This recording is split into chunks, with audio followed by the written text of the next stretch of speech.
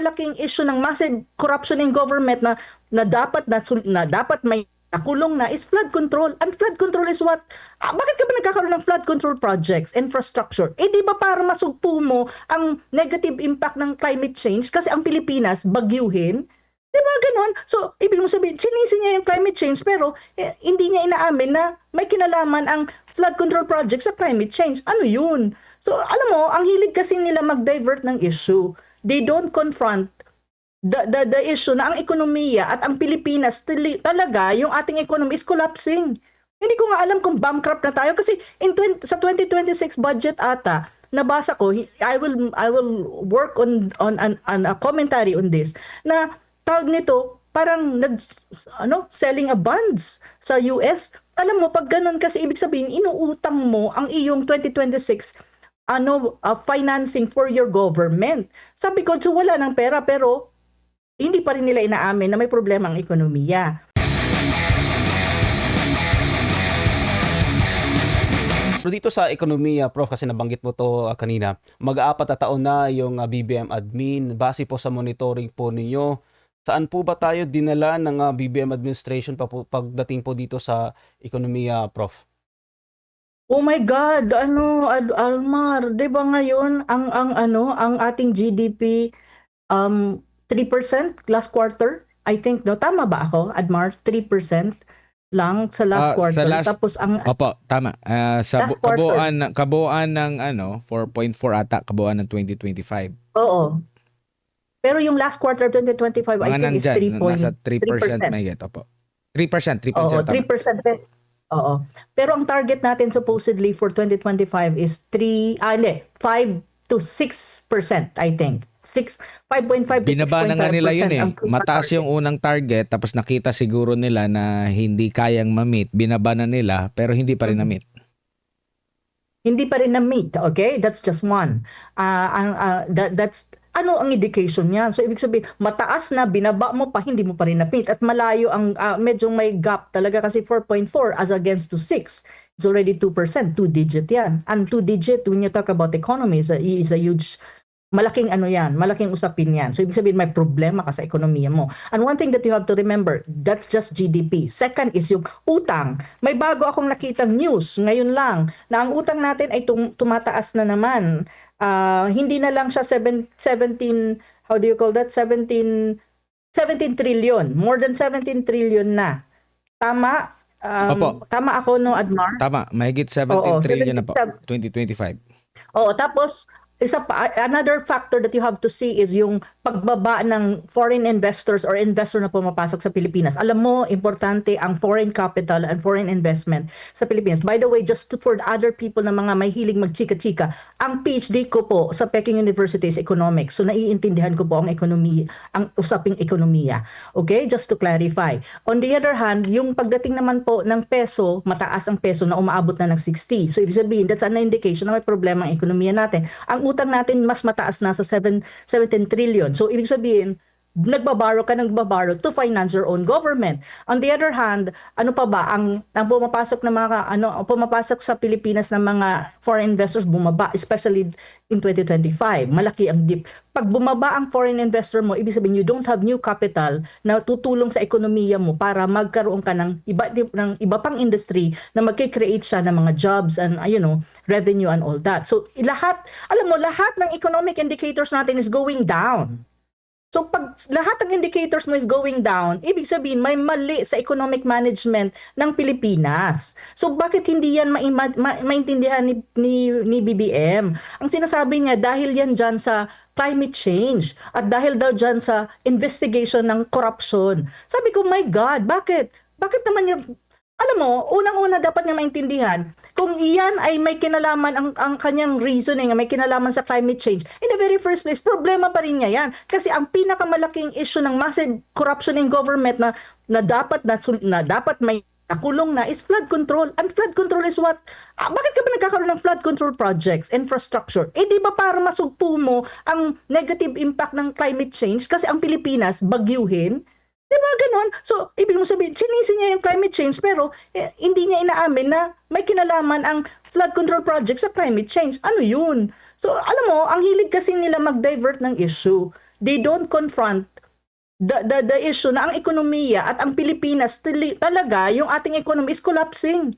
Hindi ko nga alam kung bankrupt na tayo kasi sa 2026 budget ata nabasa ko, I will work on a commentary on this, na tawag nito parang selling a bonds sa US. Alam mo, pag ganun kasi ibig sabihin inuutang mo ang iyong 2026 financing for your government. Sabi ko, so wala ng pera, pero hindi pa rin nila inaamin na may problema ang ekonomiya at gusto pa nila makipagbakbakan sa China given the stand of the economy. And one thing that tinignan ko rin yung peso.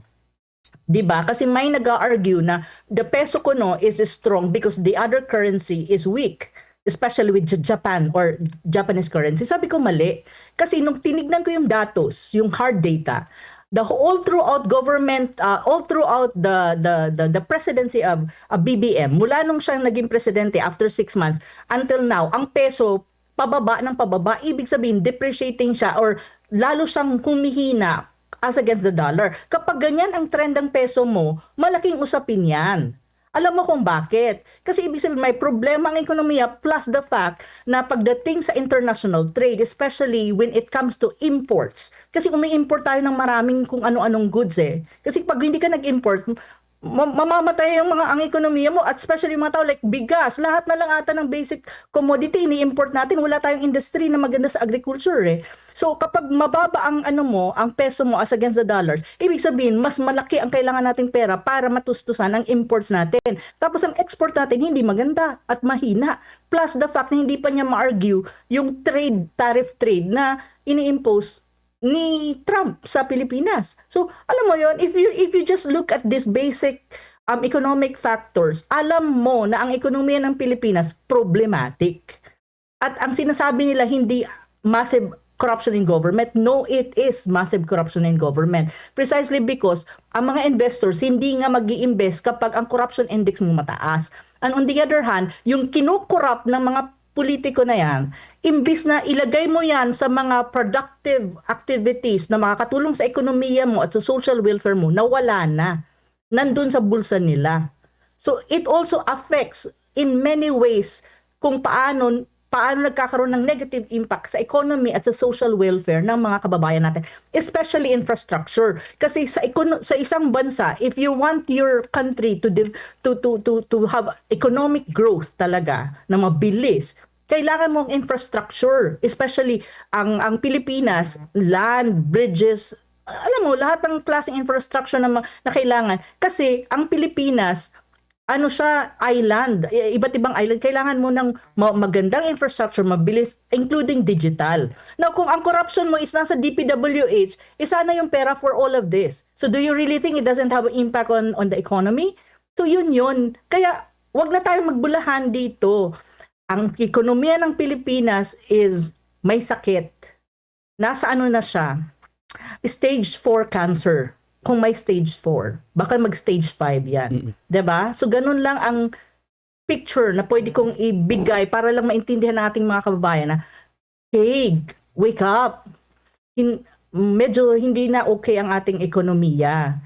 At saka ang ating presidente, biniblame pa rin ang climate change, ang hangin, ang ulan, kung bakit ang ekonomiya ng Pilipinas under his reign, under his presidency is problematic. Yun yung nakakainis doon. Bakit hindi niya aminin na may problema ang ekonomiya? Para kapag naamin niya, then probably we can have a good solution to the problem. But the problem is, he doesn't even know what to do. I don't know if he knows what to do. And hindi nga niya kayang i-resolve yung basic issue when you talk about governance, massive corruption in government. May nakulong na ba? Wala. Ang nakukulong lang at na-investigahan is yung mga middleman, which is like for example the Diskaya. But these are just middle people. Hindi mo, ang kailangan mong tuhugin dyan is yung nasa taas kasi sila talaga ang author nito ng mga massive corruption in government. So yun yung masasabi ko dyan. Prof, tama ba na isa din sa nagpapadagdag sa sakit ng sakit sa ekonomiya yung pagbaba ng bilang ng mga turismo na pumupunta sa Pilipinas at in fact yung Philippine government parang sinisikap nila na ligawan yung China, na binibigyan nila ng, kung hindi ko nakakamali, yung e-visa para at least bumalik dito Mm. sa Pilipinas, Prof. Actually, Almar at Admar, ang tourism industry is supposedly yun ang isa sa mga saving grace ng ating ekonomiya at ng ating bansa. Bakit? Because we're supposed to have an advantage. Dahil unang-una, magaling mag-English ang mga Pilipino. Mga bata pa lang magaling na mag-English, di ba? So, kapag may mga papasok na foreigner, they will not have difficulty communication. Communication is very important when you talk about international relation or when talk about relationship with foreign people. Especially kasi we have that advantage kasi we have the upper hand when you talk about English language command. So dapat at saka marami tayong magagandang lugar, marami tayong mga beaches. So supposedly ang tourism industry is our saving grace na natutulong siya dapat na malaki para magkaroon ka ng revenue. Ang problema mo ganito. Una, infrastructure. Pangalawa, digital, internet. Nang lumabas ka lang nga ng Pilipinas, wala ka ng internet access. Mahina na, mahal pa ang internet mo. Second, mahal ang bilihin ng mga pagkain. Pangalawa, transportation mo. Mayroon ka bang train? Halimbawa, from Manila going to Boracay, may train ka ba? Ang mga barko ba okay? Para sa mga foreigner, peace and order ba okay? Especially now, na ang daming mga nangyayaring hindi maganda. Pangatlo, ang infrastructure mo ba, ang land mo, pagpupunta doon sa area, sa isang tourist spot, okay? No? And in the same time, yung bilihin, yung mga hotel, mura ba compared to Bali, Mahal. compared to Thailand? Mahal. Lahat nakataas. Kahit So nga yung kung mga ikaw ang local, foreigner, kahit nga mga local, yung Prof, local hotel, mahal. hindi ma-avail yung ating tourism dito sa Pilipinas. Hindi, at saka even yung airfare, kasi ang pinaka-convenient is to fly. Pero how much is the flight? Mas gusto ko, kung bibili ka ng ticket from Manila papuntang Boracay, gagastos ka ng malaki, pero mas maliit ang gagastusin mo kung mag-fly ka from Manila going to Thailand, to Bangkok, to be very honest. Kasi I know I fly eh. So yun yung sinasabi ko. Supposedly, okay, ito yung ating saving grace, pero ngayon hindi. Now, on the issue of the Chinese tourists, one thing that you have to remember, if you take a look at the records ng Chinese ng tourism, yung tourist na pumapasok sa Pilipinas, i-compare mo lang yung panahon ni Digong. Tatlo yan na mga turista na palaging gusto-gusto ang Pilipinas. Chinese, Koreans. Japanese, and Korean. Yan tatlo, 'di ba? Yan eh. At sila din naman mga pera. Kasi kung magpapaturist ka, huwag kayong mga backpackers kasi walang pera yon. Kailangan mo yung mga turista na may pera para gagamitin nila, maggagastos talaga sila sa atin, and it will benefit and we gain revenue. It will benefit the local economy kung saan pupunta yung mga yan, at it will benefit the national economy. So, the national level. So, tatlo yan na if you really track the tourists sa Pilipinas na gustong-gusto ang Pilipinas pumuntahan, yung tatlong yan, East Asian countries ito eh. China, mga Chinese, and Japanese, and South Korean. So ngayon, okay, may South Korean ka pa, mayroon ka pang Japanese kahit papaano. Ngayon, ang Chinese is a big market for tourism. Hindi na. Matumal na. Bakit? Sino namang Chinese ang pupunta sa Pilipinas na kapag pumunta ka, either kikidnapin ka tapos ransom. Pangalawa, either tawag nito, i-term ka nilang spy. Kapag pumunta ka dyan, nagbabakasyon ka lang naman, i-term ka nila ng spy. At sinong gumagawa nun? Our government agencies, relevant agencies, the security sector. So kung ikaw ba naman ang Chinese pupunta ka doon, wag na. Kasi pwede naman sila pumunta ng Bali or ng Thailand. Hindi sila talaga pupunta. Pangalawa, paano naman pupunta ang mga Chinese dyan? May mga tulad ka ni Tariela na ang kanilang top leader ay ginawang caricature. At nilalako sa mga university or sa isang university, ay alam ko marami pa yan kasi ang mga kaibigan ko sa mga university nagfi-feedback sa akin, nilalako nila. Do you really think? They don't really understand the Chinese. The Chinese really, they have a high respect and high regard for their leaders. They respect them so much that if they see them being maligned in other countries, they will respond. And like for example, tourism, di sila pupunta dyan.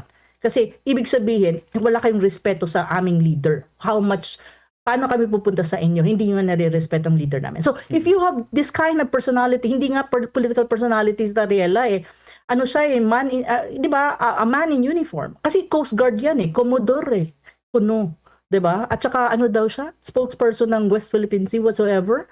So, kung meron ka mga ganitong personality, do you really think the Chinese will go to the Philippines and spend their money?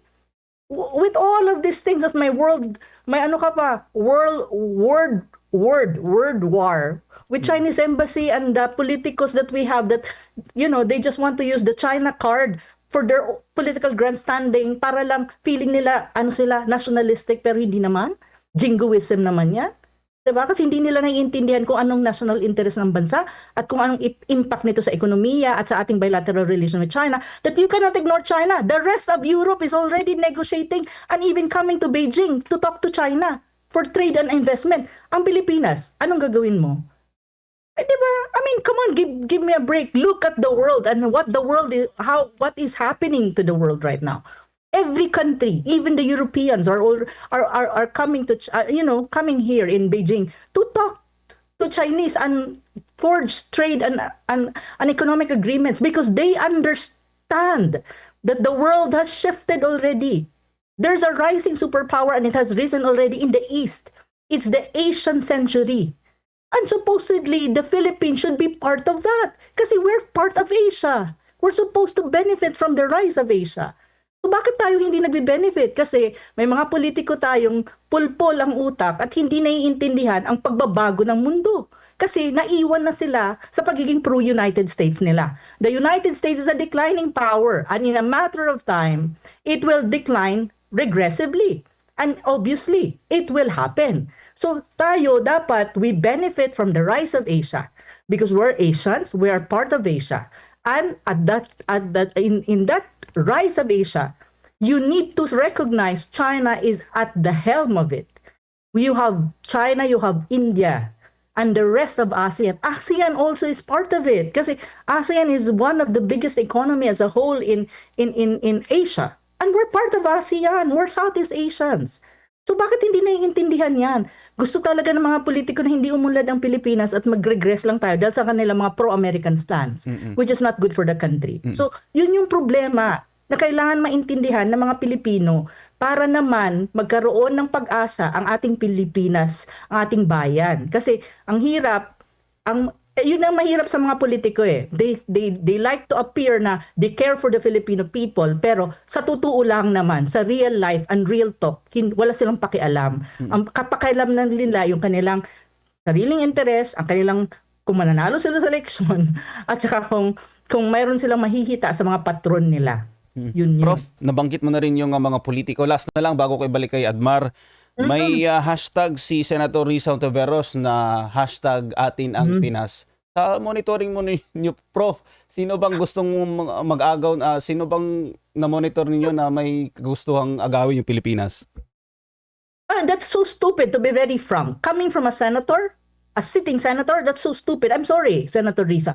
Walang umaagaw sa Pilipinas. Okay? Philippines is recognized in the international community and even the United Nations as a sovereign state. No one is saying na inaangkin ng Pilipinas. At to be very frank, sino ba sa mga bansa sa mundo aangkin sa isang bansa na kahit nga tayo, alam natin malaki ang problema natin as a country. Malaki ang problema natin as a country. Well, di ba? Alam naman natin yung tayo magbulahan. Lahat ng tao sa mundo, alam nila kung ano ang sitwasyon ng Pilipinas. Do you really think there are countries in this world na gustong angkinin tayo, tas kukuha sila ng bato na ipupukpok sa ulo nila? Diyos ko, walang ganon. Ang mga bansa sa mundo ay hindi stupid. So for me, to be very honest, just for her to have a hashtag, may ganito, my God, I expect a lot from her as a sitting senator. So dapat naman, kung tatakbo siyang presidente, gandahan niya ang kanyang mga naratibo para hindi naman kawawa ang mga Pilipinas at magkaroon naman ng higher discourse given na senador siya. Yun lang mapapayo ko sa kanya. Walang umaangkin sa Pilipinas. The Philippines, as far as I'm concerned, as far as the United Nations is concerned, is a sovereign state at walang umaangkin doon. Isa lang naman ang bansa na gumagamit sa Pilipinas talaga. At alam niya yun, dapat. Kasi before, aktivista yan Alam naman niya dapat kung sino ang dapat niyang ituro na umaangkin sa Pilipinas or using the Philippines as a strategic pawn in in the overall geopolitical rivalry between superpowers at the moment, and that's the United States. But even then, the United States hindi nga inaangkin ng Pilipinas, to be very frank, semi-colonial nga. Influence, not subjugation. Hindi nga pinopronounce nila inaangkin, but they are using our country as a strategic outpost against China in this overall geopolitical competition na mayroon itong mga superpowers na to, na hindi naman tayo dapat makialam kasi hindi naman tayo superpower. Diba? Nakatungtong ka lang kay Uncle Sam, hindi ibig sabihin na ikaw na si Uncle Sam. Yun eh. So, kaya hindi ko siya maintindihan. Bakit ba siya nag-hashtag ng mga yan? Anong purpose niya? To generate what? Sympathy? To tell to the whole world na nationalistic siya? My God, Filipino people, maybe they will, unang tingin nila maano siya, oo nga. Pero pag nag-isip-isip ang mga Pilipino, alam nila, hindi, hashtag lang to. Wala yang laman. Wala, kumbaga sa Bisaya, waray sulod. Sa waray sulod iton. So asya ito hiya. Kumbaga, asya iton. So ako, nakakairita ng ganun kasi you expect a lot from senators supposedly. Kasi they should be very careful in their statement. Pero ang problema kasi ng mga senador natin, lalo na yung mga kakandidato ko sa 2028, is ginagamit nila itong mga hashtag as if projecting themselves as nationalistic. When in fact, kung i-scrutinize mo ng mabuti ang mga sinasabi nila, and if you use a little of your brain, you will see what is really the truth about their hashtags. Walang umaangkin sa Pilipinas. That is what is the truth. That is the truth. Kung gusto niya, itanong niya sa UN. Kung hindi na tayo member ng UN, siguro that's the time na pwede siyang magsabi na, tawag nito, umaangkin. Ang China, hindi nag-i-interest sa Pilipinas kasi kung gusto lang na China, kung ang interest niya sa angkinin ng Pilipinas, siguro matagal na. Nung panahon pa ng historical ancient time, China is already nung ancient time, kaya tinatawag nga siyang Middle Kingdom precisely because at that time, very powerful ang China. Opo. Kung yan lang naman pag-uusapan, nung panahon na yun, siguro kung talagang yun ang DNA ng China, mang-invade ng countries, which is not in the DNA of the Chinese, di matagal na sana, 'di ba? Ang usapin ng South China Sea, again, napag-usapan na natin kanina with Admar, hindi siya usapin between ang claim natin dyan is not sovereignty. It's exclusive economic zone and sovereign rights. At in-explain ko na rin na magkaiba ang sovereignty at sovereign rights. And even yung exclusive economic zone, Admar, to be very frank, nagsulat nga ako ng aking articles on that. Sabi ko nga na even the so-called economic zone or exclusive economic zone must be properly understood. Sabi ko sa article ko, the award recognized EEZ rights in principle. But these rights are not absolute because the waters involved are subject to overlapping claims by China, Vietnam, Malaysia, and Taiwan. Under international law, overlapping EEZs must be resolved through delimitation agreements, not unilateral enforcement. An UNCLOS itself requires that such dispute be settled by agreement in accordance with international law. And that's in UNCLOS Articles 74 and 83. So even yung sinasabi natin EEZ, it's not absolute. Precisely nga, may overlapping claims nga. Yung EEZ natin with the EEZ and even sovereignty claims of other claimant states. Opo. Kaya nga dapat intindihin mabuti yan.